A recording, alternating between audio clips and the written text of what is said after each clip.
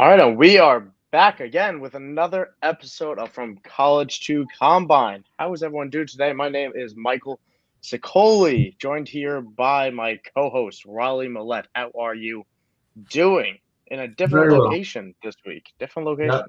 Yep. New digs here. Kind of in the process of getting out of here in college. So doing a little bit of this, a little bit of that, and I don't have a microphone this time. My handheld microphone I usually have, I don't have it. I'm gonna hold on to What this extra marker just so I have something to have in my hand.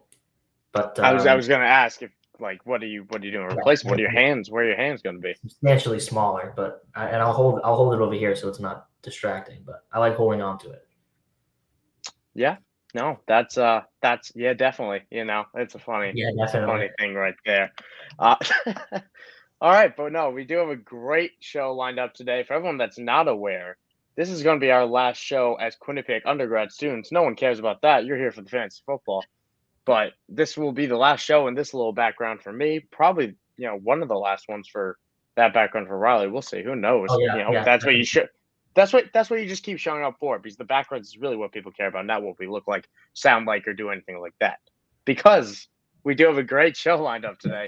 We're going to break down some of the news of the past week. Nothing crazy, but some important things that you want to know so your league mates don't, type of thing. Things you can bring up. You feel a little smarter. And all of a sudden, maybe you're making a right pickup on a wire. You draft a round earlier than you should, a round later than you want to. All things to keep in mind. And then we're going to get into 10 tips to win your Dynasty League. That is going to be fun. Incredibly fun and also very helpful because Dynasty leagues are complicated. Not a lot of people know how to run them, but it's a growing platform. We want to help out. But before we jump into that, let's start with the news of the week. The Tua clip of this past day or two. Everyone's going crazy about it. Tua underthrowing Tyreek Hill after he looks like he throws everything into it. What do you make of the Tua clip? I'm Please be on making this. more of it than I feel like I should, honestly. Oh my I'm God, you getting are. I'm getting a Okay. little swallowed in it. It's tough. It's such a tough look that they posted that on their socials. And I've been a Tua supporter for a long time, and you know that. And this, at the end of the day, this doesn't change that, but it creeps in my mind a little bit. It's going to hang in the back of my mind for a long time. I am disappointed to hear you say that, honestly, because we have this exact clip posted every single year of some quarterback underthrowing some receiver, and we forget about it next week. And we should, because ultimately it's totally meaningless.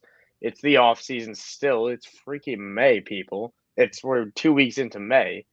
And I'm not gonna go crazy over Tyreek Hill being underthrown on one pass.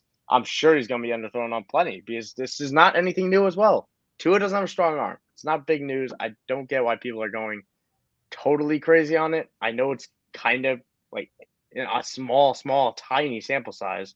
It's confirming what people are worried about, but it's literally a one throw sample size. I'm not reading into it.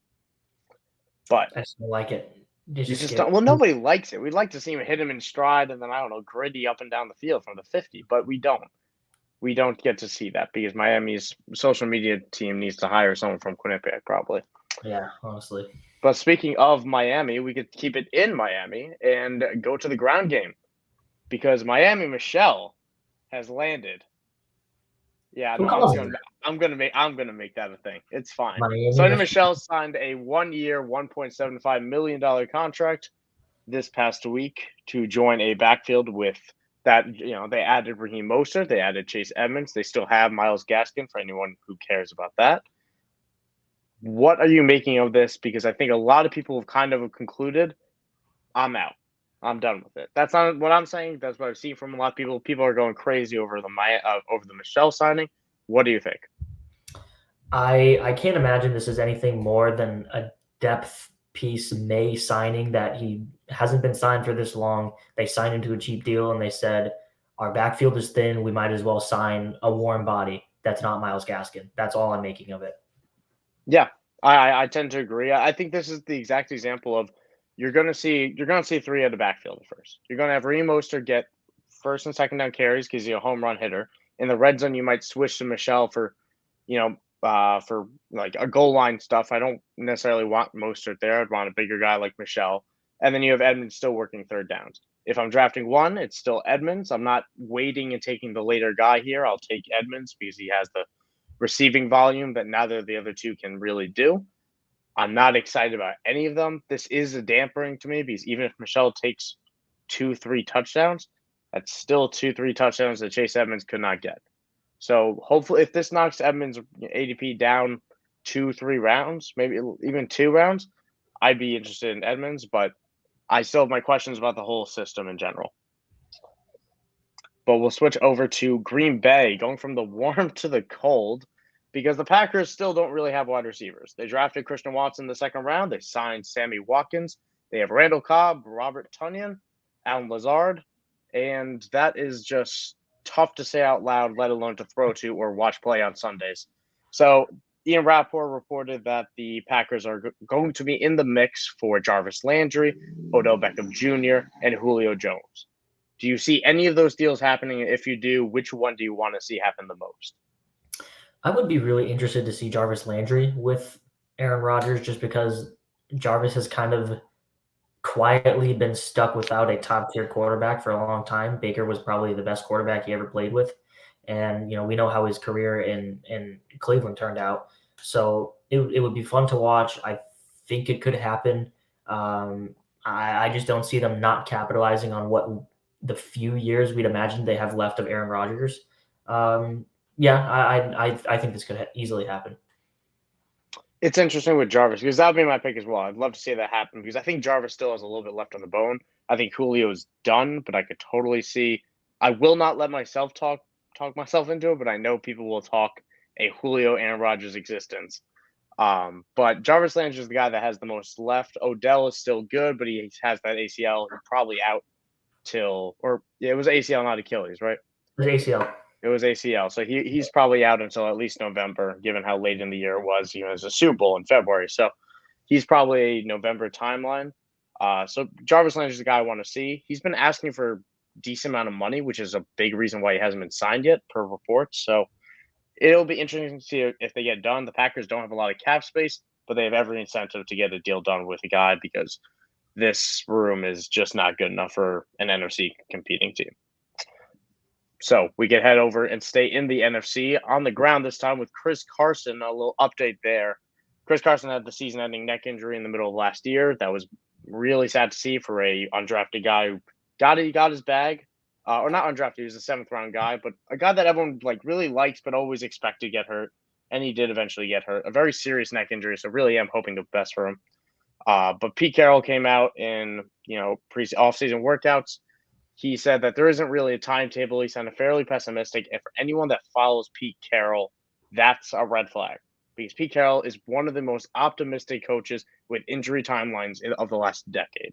Everything he says is just not true when it comes to the positive side. When it comes to the negative side, you start getting a little bit worried.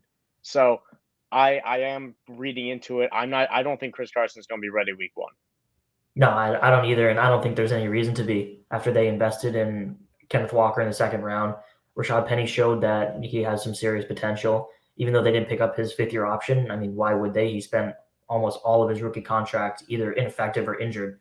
But there's a really solid now piece in Rashad Penny for the year they have him left, plus a future option in Kenneth Walker that I really like. A lot of other people really like. The real question, I guess, I do want to bring up is what are you doing with Chris Carson in Dynasty? People still have him. You can't really cut him, but what are you doing at this point? He's this close to cuttable. Honestly, I can't imagine any world he carries any value. If I offer you a 2024 4th, would you take it?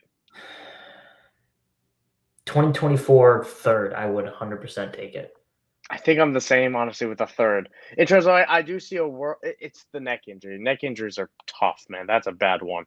But I'd see a world where it won't happen again on Seattle. He gets cut this past offseason. He signs on in the summer type of thing, and maybe he finds his way as a backup. He was a good player. Chris Carson's a very good player. He just is hurt, which is the issue. And he's a physical runner. He can catch, but that's not his strength. So yeah, I think this is still barely hold. We're not at the cutting point yet, but it's getting close to it. And the other last piece of news that we have for the week, also a running back deal. Mike Davis signed a 1-year deal with the Ravens. This deal, immediately everyone took to Twitter to say this has no bearing on anyone. Doesn't matter. And it doesn't have any bearing on J.K. Dobbins, on Gus Edwards, right? We're both in agreement there? Yeah, pretty much. 1 year, $1.3 million deal. It's barely guaranteed. So in theory, he does not have to be on the week 1 roster either. There's no guarantee for that for Mike Davis. But Mike Davis is a good pass blocker, and that's where I think he'll make the roster. Tyson Williams, the Ravens pulled that franchise tag, so there's one less guy to compete. I think Mike Davis makes this roster as the third down pass blocking guy. If he'll catch a couple balls, I don't think he's a better pass catcher than J.K. Dobbins, but he's more proven, and Lamar doesn't throw to him anyway. It's a real kick in the gut to Tyler Beatty truthers, guys who were hoping that 7th round guy, that receiving stat back, was going to make it on. This makes it a little bit more difficult. And if it, I think it'll be more likely he hits, the practice squad, maybe a special teamer all year, but it does not affect J.K. Dobbins or anything like that. Do you agree or disagree with any of that?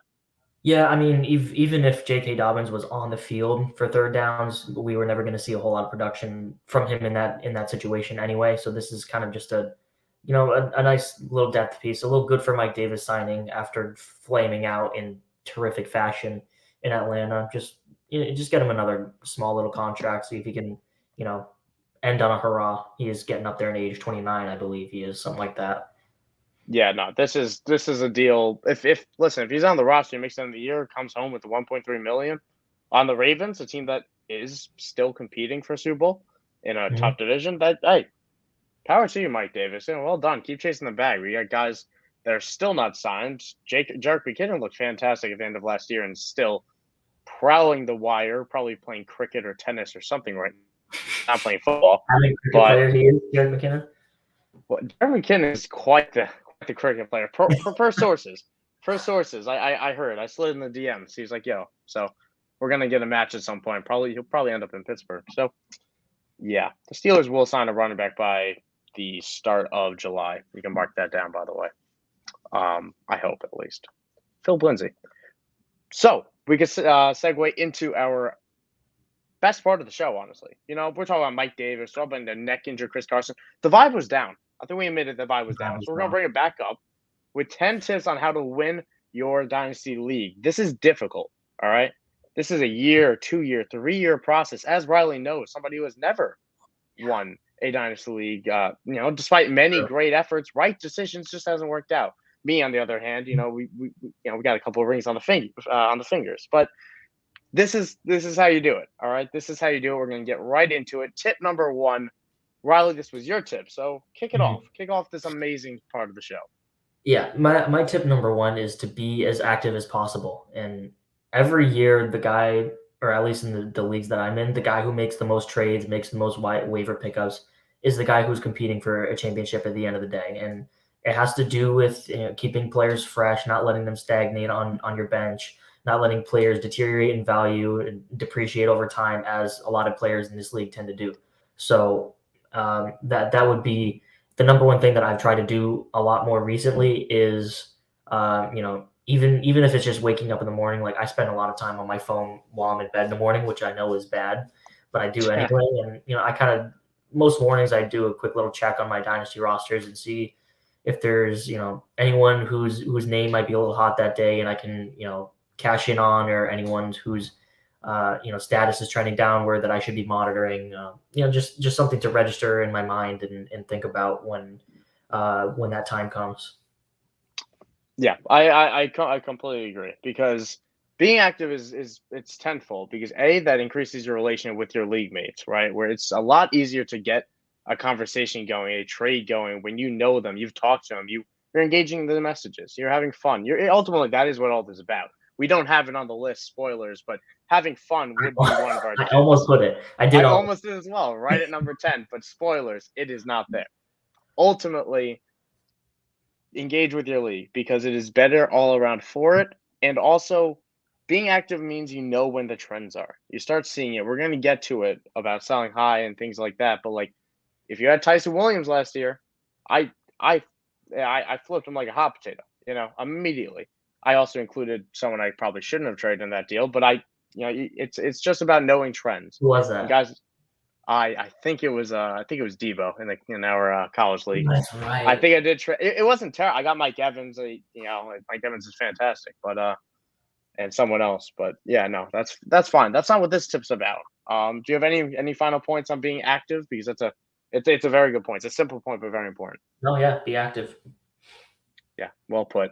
My number 2 is going to be about the rookie draft. Every year, right? Dynasty fans football. Every year, the rookie draft rolls around. Hype to the moon. You are excited. It's the only draft of the offseason. Some leagues close waivers, so this is all you've done. All you've waited for months is just trades and the rookie draft. You better do it right, because that is where you're going to get the new studs, the new value, the new hotness, and all that. This is the key. The thing I try to live by. Starting this year, I have messed this up in the past. I'm living by it now. Is drafting talent over opportunity every single time. Over opportunity, over situation, does not matter. Especially when draft capital is the same. The only time I start using draft capital as a real difference maker is when we get to day 3. When you get to day 3, I stop caring, really, because the hit rate for day 3 wide receivers, running backs, it just becomes quarterbacks especially. It becomes infinitely harder to predict. So I'll use an example of people drafted Trey Sermon last year in the first round. I was one of those people, despite not being a Trey Sermon believer. I did that in one of my leagues, and obviously we all know that panned out. Colossal bust. Not a good player. Landed in a great spot. Just didn't work out because he wasn't a good player. And same thing with Elijah Moore. People were scared of the Jets. Elijah Moore wasn't going in the top 10 of a lot of drafts. But he was a fantastic player. Riley knows how much I loved Elijah Moore. And situation hurt his draft value. Don't be that guy. Trust the talent, let it emerge. AJ Brown being another example of nobody wanted that run heavy system for AJ Brown. And now AJ Brown is a top 10 dynasty receiver. Even before he was traded. Now it's a little bit more questionable. We talked about it last week. Check out that show about his value on the Eagles.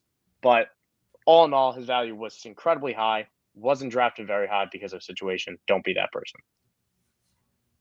Yeah, that's all super true. And I did think Trey Sermon was a good player, for the record, and I get the bullet on that one. I mean, I thought you were going to bring up Clyde Edwards-Helaire for a second there, but yeah, Clyde Edwards-Helaire. That's such a tough one. Another most infamous example. But we can move on to 3. Kick it off, Riley. Go.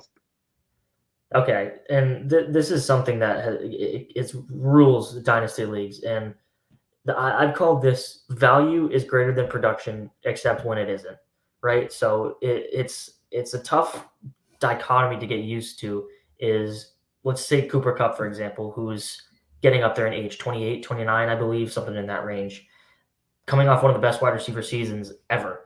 And the ever arching question is, how much should I give up for a receiver who is almost guaranteed to be in the top 5, had an enormous season? How much should I give up for him, who maybe he has 2 years of top end production left? And unless my team I'm confident, I am 99% sure that this team has what it takes to be in the finals, I'm not going to pay up for that player. And that is the exception for when production is greater than value. I mean, it takes it takes a great deal of courage to be able to, sell youth and sell picks and things like that for players like Cooper Kupp. And that is the exception that you have to find. And it's super tough to do that. But that is the most important part of Dynasty, is recognizing when value and production, change in value. Yeah, I agree, because we talked about it. I mean, we talk about every year in season about guys that are, especially at the running back position, where guys are all of a sudden thrust into A, starting roles, or B, they're just underwhelming, but the volume's getting there, right? Josh Jacobs, he wasn't, or Zeke even from this past season, wasn't incredible with it. With his production, his fantasy points were really not all that, but his carries were there. He was consistent. He kind of got you there, and the value, it's just not proportionate. So I think it's definitely something to monitor, and it's definitely something that we have later down this list too. But we can move on to tip number 4. Be real where your team is at. This is so important to winning your Dynasty League, whether it's the offseason, whether it's July, it's January, when you're standing in the snow or sitting on the beach. Know Dynasty team is at and have a direction for it. If you know your team is right on the cusp, be prepared to make those moves to go and get above it. Because ultimately you're here to win. This is why you join the league. It's not to rebuild, have a nice looking team, draft a bunch of exciting rookies and be happy in July, June, and May. That's not what we're here for. We're here to win. So if you're on the cusp, be prepared to make those moves. If you're not there, if you're looking at your team and saying, wow, I have my picks, but I have a bunch of assets that are 28, 29. I got running backs that are on their second year of their second contract. That's get out right now. Press that panic button. It's fine. Just sell your players when they're in season, when they're at the height of their value. Sell at the peaks. It's fine to rebuild. It's just so important to know where your team is at, because when you keep on trying to push and all of a sudden you're in the middle is the worst place to be in Dynasty leagues. Absolute worst. You're not getting a great player in the rookie draft. You're not competing in the playoffs. And it's just purgatory year in, year out. Or you could be worse than that. Raleigh, step in and just share the team in one of our one of my home league that you joined in. There's an example that you don't have to pull up anything, but you just know what to say. Are we talking about the one team who We're talking about the Raiders team? Yes. Okay. So, he goes through a cycle of, selling his picks for, 27, 28-year-old players who are on their way down. Kenny Golladay was the most recent one. And then right before the rookie draft, he goes out and he tries to get all these picks. And then he drafts those players. And then right when the rookie draft is done, he sells his picks for the next year for another 28-year-old player. It's total limbo, and that's not where you want to be. Yep. And it's the most extreme example. So he's not even picking number one. He's picking 2, 3. He can't even tear it down. He can't even be bad properly. But it's so important. Just be real with your team. It can be fun to rebuild if you need to do that, and it's incredibly fun to push and win.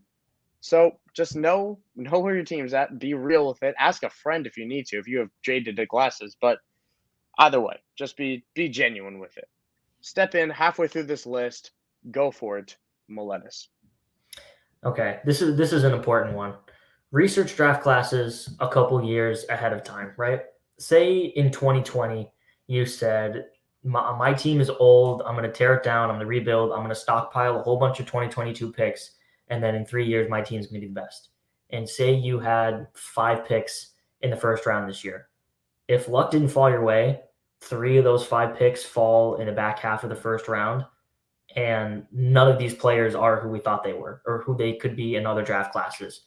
Like George Pickens, Sky Moore, those are guys who in any other year, they're second round picks, but they became first round picks because this is a weak class. So you need to know that ahead of time. If you I know, Mike, you've been trading for 2023 picks for a long time because that class is much better than this year's class. So that is something that really affects how you should be trading your picks and trading for picks. Especially when you're trading years in advance, because you have no idea to plan. Look so different 2 years in the future than they look right now. It could be a whole different dynasty owner, potentially, with a whole different message, a whole different let's throw everything in for a year, or let's totally tear it down. Either way, you don't know where those picks are going to land. All you'll know is how the general class is going to be. And even that's a little bit up in the air. But if you can know, that's a huge step up on your casual league mates that will not know. I am doing everything I can to get Bijan Robinson next year. And I do not care who knows it, because I am. Who isn't insane about Bijan Robinson? That's for another day. That's for college. That's from college to combine in January, because oh my goodness, you won't be able to stop me. Tune in then, January 2023. Jesus. So we can move on to tip number 6. And honestly, halfway through this, I want to take a minute and thank our host. I meant to do in the beginning. I always do in the beginning. For frequency's sake, follow them here on YouTube. Follow them everywhere. Subscribe. They are a great group of people. It's where I started out.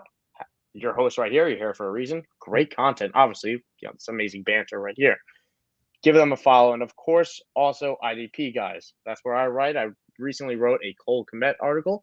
Breakout. It's going to happen Read it at idpguys.org. Check them out. Great group of guys. Amazing Discord, too. Subscribe. Rookie profiles and everyone. That's all I'll say because I don't want to keep on going on and on and on because we have tip 6. Tip number 6. I'm going to take it into the rebuilding side of it now.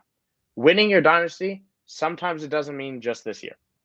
It means being real with your team, tip number 4, and then sometimes you got to rebuild. So how do you do that? You sell your running backs. I don't care about age, really. Maybe you keep a rookie running back. Maybe you keep a sophomore running back. Once you get to that third year, I don't care. Ship them off. I'm done. Sell for the highest value you can because you're going to need to do it. Wide receivers over 27, gone. No more. None of that. I don't care that they're in the prime of their career. When you're ready to compete, they're going to be exiting it, and their value is going to be a lot lower. Odds are. So I remember when I started out one of my rebuilds, which is going to be incredibly successful this year when I finally win the championship with it. I didn't want to sell Kenny Galladay. He was the one piece I wanted to keep. He was 25 at the time. Now he's 28. He's not in a great spot, and it's pretty tough to deal with.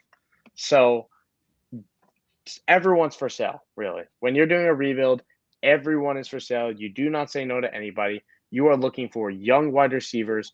If you want a young quarterback, sure, that's a position you can figure out later. If you can get an elite young tight end, a Kyle Pitts, do it. That's fantastic. Does not hurt. There are a few of those to go around, but tight ends last for a long time. Quarterbacks last for a long time. So do wide receivers. So bolstering at wide receiver is your rookie guys. Get those guys. Get rookie picks. That's how you do it. Any thoughts on rebuilding, Riley? Because I feel like you've been working your heart towards it. Yeah, I am. A lot of my leagues have been rebuilds, and the only player that has been untradeable for me in the rebuilds, Kyle Pitts has been untradeable. I've had a lot of people inquire about Javonte Williams. I'm not interested in getting rid of him, and Clyde Edwards-Helaire just because I have a personal affection with him, and I can't get rid of him anyway because no one wants him. So those are the 3. Yeah, you have a personal affection with Clyde Edwards-Helaire. You heard this. He's not going anywhere anyway. And the last tip I'll say on rebuilding as well is that you don't need to make every decision in the offseason. In fact, sometimes they're better left for the season, where players are actively providing value come week 1, week 2, week 3. You're measuring that risk of them getting hurt, and all of a sudden you get nothing. But their value is more important. It tends to be better when teams are actually buying to make that jump while you're jumping out. So target those contenders, give the players that are at their peak, sell high, buy low, all that type of thing. You don't really want to do as much buying, get those picks. I also wrote a lot of articles on this as well. You read that on the archives of For Frequency's Sake, as well as I wrote a recent one a month ago for IDP guys. Check it out. Details all there. Follow me on Twitter, DM me. I'll help you out. Tip number 7, Riley. Resist the temptation to sell low, right? This is a trap I've fallen into a couple times, and I have some examples. I had Zach Ertz on one of my teams, a team I took over that wasn't very good. It was sort of aging out. And I missed the window to sell Zach Ertz. This was after Carson Wentz was gone. Jalen Hurts was around. Zach Ertz was already aging, and his decline was beginning. I tried to get rid of him. I couldn't stand that he was on my team. And then he got traded to the Cardinals. And I said, thank God. Get him away from me. I can't stand seeing him on my roster anymore. And I traded him for an early 3rd, I think it was. What do you think you could get for Zach Ertz nowadays? You get you maybe get a 2nd. I don't know about that, but you could work him in as a genuine piece. I would be buying him right now. Let's say like trade deadline last year, after he was doing really well in the second half of the season. At the trade deadline, you could have easily got a mid-2nd for him, and I got rid of him too early because I had him for probably close to 2 years when he was just totally useless. Another good example was Leonard Fournette. I had him on my team, and this was kind of his last year of the Jaguars and his inefficient year with the Bucs, and I was ready to give up on him, even though he was still pretty young. A lot of people were ready to give up on him, so I traded him for Raheem Mostert and 2 third-round picks, I believe it was.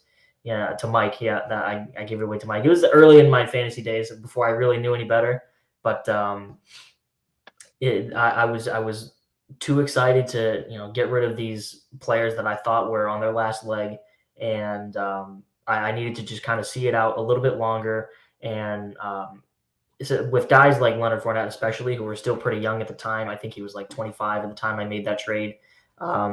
It was, kind of common knowledge, not common knowledge, but it was foreseeable that he was going to make a rebound, especially being on the Buccaneers. So holding out and not getting too overzealous with selling on these players that I didn't like would have been really helpful. Yeah, and I remember that trade so well because it was right before Fournette's magical playoff run on the road to the Super Bowl. Yeah. And his value tripled overnight and then tripled again the next week and then tripled again because, that was wonderful. And then I sold him to that Raiders team we mentioned before. Yeah. So it's not like I reaped the benefits of that, but I did reap the benefits of the immediate impact. So sometimes give it some time to work out. Rarely will, the best time to sell be immediately after a drastic change, in my opinion. And the Leonard Fournette one's a little bit of an exception. But we can move on to tip number 8. And it's an interesting one because Dynasty waiver wires, that's going to be what this is how to run your waiver wire. Because it's bare. It's bare. The cupboards are, it's COVID cupboards, All of a sudden the toilet paper is gone. We can't find them, That is basically both the quality of the people on your Dynasty waiver wire, toilet quality, and also just the scarcity because there's really nothing you want. So when somebody is there, go and get him. Don't be afraid to waste that priority, to spend that fab. Riley, what happened at the beginning of this offseason? Somebody cut Tom Brady. Tom Brady retired. Reasonable. I understand it. Tom Brady was cut. He was on the wire for all of that week, and then he unretired. And so I went out and I spent half of my fab for the entire year to get Tom Brady. 2 months later, I trade him in a big package deal, of which he was a decent part of and a big reason for to a Patriots fan. And I did it through fab. If you think about it in the mindset of I traded $45 a fab, that's nothing. That's a heist. So when somebody that is on the wire that could break out or is breaking out or is just shouldn't be there, do not be afraid to get him because there is not a lot of guys that are worth getting. So when there's someone there, go for it. Spend that bag, toss it out. Where's the, make it rain, all that. Any thoughts on the wire, Riley, on the wire? Yeah, I kept him in my Dynasty, and I changed his nickname to Officially Washed when he retired, and now he's not Officially Washed. That's his nickname now. No, he's unofficially washed, right? Mm-hmm. That's right. All right. Tip number 9. Keep it going. We're going strong here. We're going strong. Yep. This is my last one.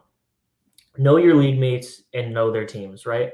Let me read you the team of a team that is in one of our leagues that we have together. So this guy's starting lineup is Josh Allen, J.K. Dobbins, DeAndre Swift, Tyreek Hill, Cooper Kupp, Stephon Diggs, Darren Waller, CeeDee Lamb, Mike Evans. And on the bench, is that IDK? Yeah, his bench is Justin Fields, Clyde Edwards-Helaire, Damian Harris, AJ Dillon, Michael Thomas. You don't need to remind me. Yeah. So I'm not trying to contend in that league, right? I'm not gonna I'm not gonna overspend for pieces, trying to make a run at the championship when I know there's a team like that in the league that is probably going to embarrass and humble me. So that has kind of played into my approach shaping this team. See, I agree to an extent because that team, because again, I know this league, that's the league I'm coming out of a rebuild in. And part of my reason for it was looking at that roster, which was just as strong 2 years ago.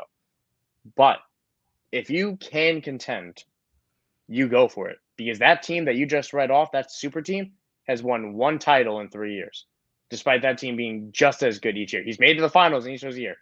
He's only come away with it once. So the moral of the story is if you are in that middle and you're leaning towards being out, that can be a reason for doing it. That can be a reason to say, hey, time to rebuild. But if you can do it, if you have a roster that's on the cusp or is above the cusp, is a team that's really good, don't let it scare you away. Anything can happen in fantasy football. You can jump on it. And the last thing I'll also add on to knowing your league mates is biases. Sell to those fans. People want their guys. A lot of people, unlike me, I'm a very hateful Steelers fan. I'm very pessimistic. Yeah, as Riley immediately smiles about. But I there's a lot of people that will buy their key players. Again, Tom Brady. I sold him to a Patriots fan who was willing to spend a little bit more. I'm in talks to sell to a Rashad Bateman fan who's been loving him for years. And I like Rashad Bateman. Don't get me wrong. All about him. I think the breakout's going to happen. This guy's going to buy at the price of the breakout come December because he was a fan of Rashad Bateman. So it's just about knowing your league, knowing the biases. There's always going to be people with favorite players, and if you can take advantage of that, power to you. That's an advantage, not a disadvantage. And I will segue right into our final tip of the bit. At this point, you're in the finals, right? And the big reason for it is because you weren't afraid to commit. That is tip number 10.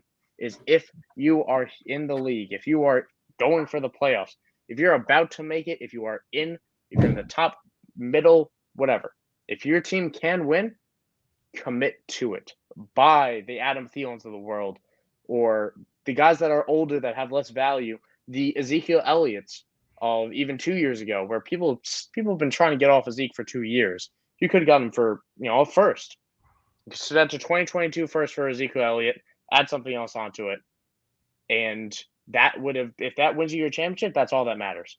I traded 2 firsts, Rashad Penny and Will Dissly, both those guys prior to their injuries, for Ezekiel Elliott in the year that I won the championship, because then Zeke and somebody else helped me win. And that's what mattered, because if you get a ring, you get that figurative ring, that literal ring, wherever you get it from, that's what you're playing for. Who cares about 3 years in the future if you can win right now? So I fully support going all in if you know what that's going to be. I always try to maintain my picks 2 years in the future just because you never know what's going to happen. But I will trade my entire draft class. I will trade younger, promising guys to get a little bit older guys that will provide more value now if need be. But ultimately, you have to win. That's what this is about. Hey, man. I know you haven't really been in those shoes, Riley, where no, competing or I'm getting winning there. or I'm getting there in a couple of them.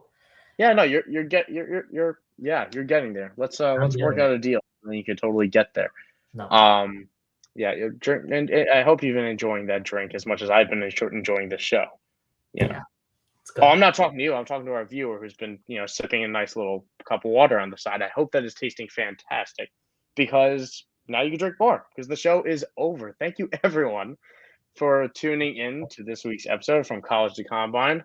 Definitely check out both idpguys.org and, for frequency's sake, at FFSQC on Twitter and at IDPguys on Twitter as well. Both great follows with some amazing content, amazing shows, amazing video content. Subscribe here. There's really no better group of people to be with, where they each took a shot on both of us. We've had a great time doing it. We have this amazing overlay. We feel fantastic. Who better to support, So thank you everyone for tuning in. Next time you will be touching base with us, we will be graduates. Ain't that something, Riley? How does that feel? I don't like it. I don't like Okay, it. well, excitement. Again, you keep bringing the level low. It doesn't matter. Follow me on Twitter at Michael__Sicoli. You can follow Riley at Riley_Millette if you want to, I guess, get sad. All of a sudden, you're the sad one of two of us. Just with that attitude. I don't know. Okay, tune in next week when Riley's got a little bit more of a smile around his face, I guess. Hopefully, right? Maybe we'll get him some coffee. I don't know. You got to tune in next week to see what Riley's going to be holding in his hand. Any bets on what that could be? I hope to have the microphone back. I think I will. Well, I mean, then people have to tune in. There's no better reason for it.